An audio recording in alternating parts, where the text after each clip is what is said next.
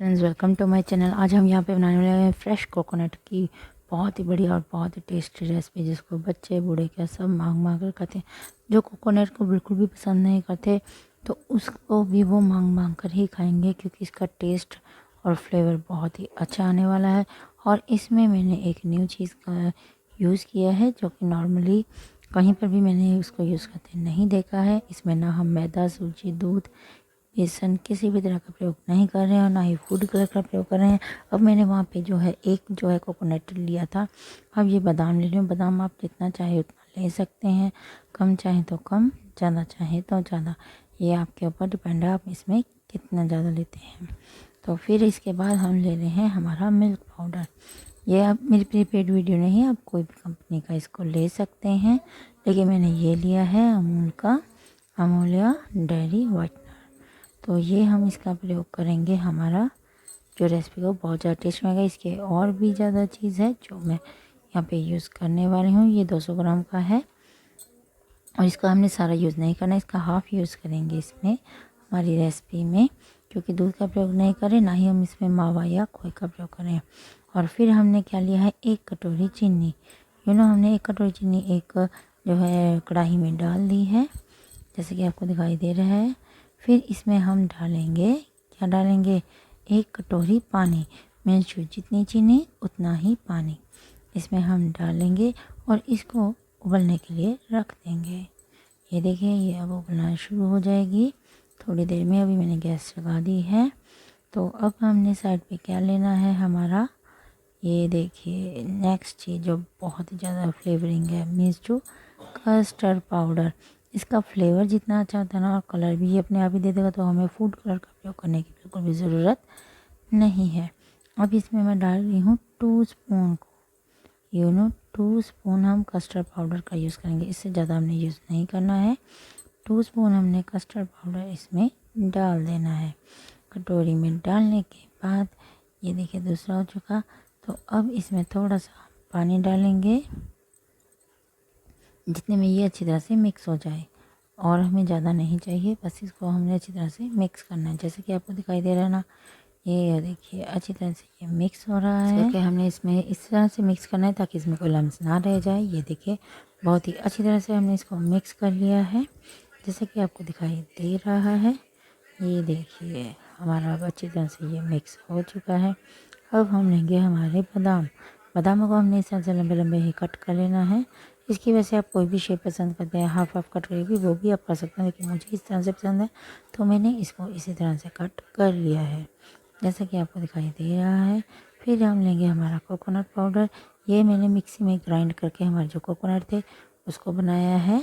तो उसको हमने जस्ट मिक्सी में, मैंने कुछ भी इसमें नहीं डाला, ना पानी या कुछ भी, सिर्फ इसको हमने ऐसे ही ग्राइंड किया है। फिर हमारी दूसरी तरफ ये चाशनी जो बन रही है, उसमें हमने हमारा जो है हमने बनाया था, क्या बनाया था हमारा, इस कलर का क्या था बताओ जल्दी से। तो वो था हमारा कस्टर्ड पाउडर, वो मैंने इसमें डाल दिया है मिक्स करके। अब इसको तब तक चलाना जब तक ये गाढ़ा ना हो जाए। ये देखिए इसको अच्छी तरह से चलाते जाना है ताकि इसके लम्स ना बन जाएं। ये देखिए मैं इसी तरह से इसको चलाती जाऊंगी ताकि इसके लम्स ना बन जाएं, जैसे कि आपको दिखाई दे रहा है ना। ये देखिए ये कितना गाढ़ा हो गया है।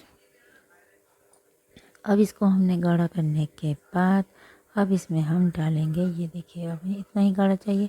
अब इसमें हम डालेंगे हमारा कोकोनट पाउडर, जो हमने घर पर ही तैयार किया हुआ है, वो डालकर हमने इसको अच्छी तरह से अब मिक्स कर लेना है। ये देखिए अच्छी तरह से मिक्स करना है इस तरह से, ये देखिए, ताकि अच्छी तरह से इसमें कलर भी आ जाए और ये अच्छी तरह से मिक्स हो जाए। अब इसमें हम डालेंगे हमारा देसी घी। इसको जो नीचे ना चिपके, इसके लिए हमने इसमें सिर्फ वो कहते हैं ना, 1 चम्मच भी नहीं डालना, चम्मच का चौथा हिस्सा, मीन्स जो हाफ से भी कम इसमें हमने इसमें देसी घी डालना है। अगर आपके पास देसी घी ना हो तो आप इसमें बटर का प्रयोग भी कर सकते हैं, लेकिन बटर हमारा होममेड होना चाहिए, क्योंकि बाहर जो मिलते हैं बटर उसमें ऑलरेडी नमक डाला हुआ होता है, तो वो हमें बिल्कुल भी नहीं चाहिए ना। अब इसमें हम क्या डालेंगे, मिल्क पाउडर। जैसे कि मैंने बताया था कि मिल्क पाउडर हम इसमें कितना डालेंगे, जैसे ये पैकेट में 200 ग्राम है तो हम इसमें ओनली 100 ग्राम डालेंगे। इसमें 100 ग्राम बहुत है, लेकिन अगर आपको ज़्यादा लगता है तो थोड़ा सा बहुत ज़्यादा भी आप डाल सकते हो। ये देखिए मैंने इसको डाल दिया है। अब इसको हम अच्छी तरह से हिलाएंगे। तो अब आप देखेंगे इसका, आप सोचेंगे कि इसका रंग तो जैसे वाइट सा हो गया, तो ऐसा बिल्कुल भी नहीं है, अभी चेंज भी होगा, क्योंकि पहले हमने गैस बंद कर दी थी जैसे कि आपको दिखाई दे रहा है। तो अब हम 2 मिनट के लिए गैस जगाएंगे, ताकि हमारा जो ये सूखा हुआ दूध है, मिल्क पाउडर, और ये देखिए गैस में इस तरह से करते करते ये देखिए, और इसको हमें गाढ़ा रखना है बिल्कुल भी हमने, जैसे क्योंकि खोपा भी कई बार जैसे पानी छोड़ देता है, तो इस तरह से हमने इसको हिलाते हुए बस गैस पर बिल्कुल लो फ्लेम पे करना है, हाई फ्लेम पे नहीं करना। ये देखिए अब बिल्कुल गाढ़ा हो चुका है और इसका कलर भी बहुत अच्छा जाता है, क्योंकि अगर आप इसको गैस में जगाओगे नहीं ना तो इसका कलर वाइट सा ही रह जाएगा। तो गैस बाद में जगानी, मिक्स अप करके गैस जगानी 2 मिनट के लिए बहुत ज़रूरी है। और इसको जल्दी जल्दी से हमने बस इस तरह से हिलाते रहना है। और ये देखिए अगर आपका इतना गाढ़ा हो गया है तो बस आपने गैस को बंद कर देना है। ये देखिए हमारी ये सेट होने की पोजीशन पे आ चुकी है।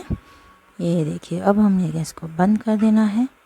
तो अब हम क्या करेंगे, ये देखिए इतना गाढ़ा हमारा होना चाहिए। ये देखिए मैं आपको तभी गिरा कर दिखा रही हूँ ना। और मैंने लिया है, हमारा क्या लिया है, बटर पेपर। बटर पेपर पर हमने एक थाली में इसको बिछा लिया था। तो अब उसके ऊपर मैंने ग्रीस की हुई है, पहले मैं बता रही हूँ, जो थाली है उसके ऊपर मैंने ग्रीस की हुई है।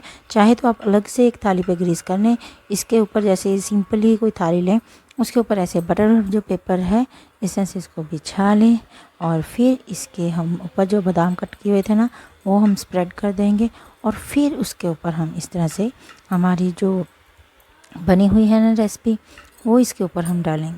देखिए हमने ये सारा अब इसके ऊपर डाल देना है इस तरह से थोड़ी थोड़ी जगह पर, क्योंकि नहीं तो अगर हम एक ही जगह पर डाल देंगे तो बादाम इकट्ठे हो जाएंगे ना। तो इस तरह से मैंने थोड़ी थोड़ी जगह पर ऊपर से ऐसे करके डाल दिया है।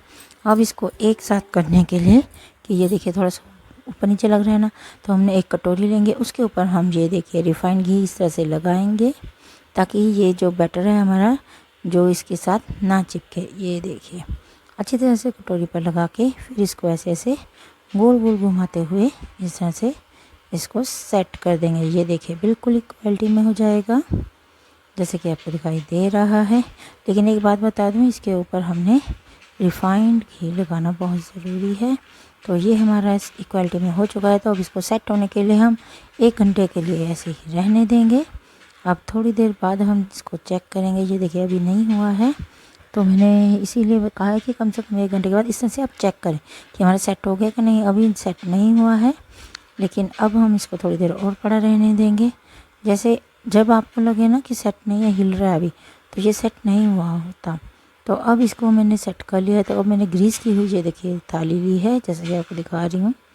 ये देखिए अब उसके ऊपर मैंने इसको पलट दिया है। पलट कर मैंने बटर पेपर है जो इसको हमने इस तरह से धीरे धीरे करते, ये देखिए साइड पे कर लिया। बटर पेपर पर हमें घी लगाने की ज़रूरत है, वो पहले ही बहुत अच्छा होता है, उसके साथ कोई भी चीज़ नहीं चिपकती है। तो ये देखिए हमारी रेसिपी बनकर तैयार है। तो ये देखिए अब इसको हम कट करेंगे। तो आप बताइए कि मैंने आज क्या बनाया है। ये बहुत ही टेस्टी बर्फ़ी है, बर्फ़ी बहुत ही ज़्यादा ये टेस्टी बनती है और बहुत ही ज़्यादा कम पैसों में बन रही है, और इसका टेस्ट तो ना सबसे अलग ही है।